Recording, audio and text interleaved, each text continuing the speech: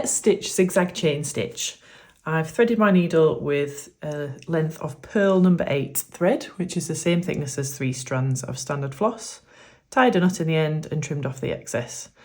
I personally find it easier to use pearl thread for stitching zigzag chain stitch, but you could use standard floss if you prefer. So come up through the fabric, and then we're going to use the sewing method to create the length of the link of each chain. So take it through the fabric, come back up, and each stitch should be that length. So you're going to wrap the working thread around your needle and then pull it through, and that will create the first link. Don't pull it too tightly because otherwise it'll just get out of shape there. Now what we need to do is anchor this stitch in, but we're going to create this next stitch at the same time. So really close to the top of that loop. You can use the sewing method again. Wrap it around your needle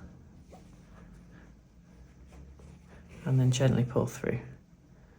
So you can see that the links of the chain are just going in opposite directions. So to continue the stitch, we're just going to keep working in exactly the same way each time, just alternating the direction of the stitch so that you get that zigzag pattern. Just pulled that one out of shape slightly, so I'm just going to give that a little tug before I pull that through. There we go.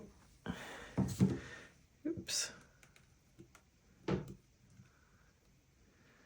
You can always use your needle to just rearrange if you need to. Let's do one more.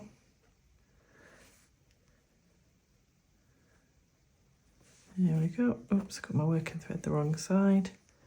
That's easy to fix. Around the top and gently pull it through to create another link. Now when you get to the end of the line that you want to stitch, you just anchor off as if you were doing a normal chain stitch. You'll need to play around with the tension of this stitch a little bit just as you get used to it, but there we go. That's zigzag chain stitch.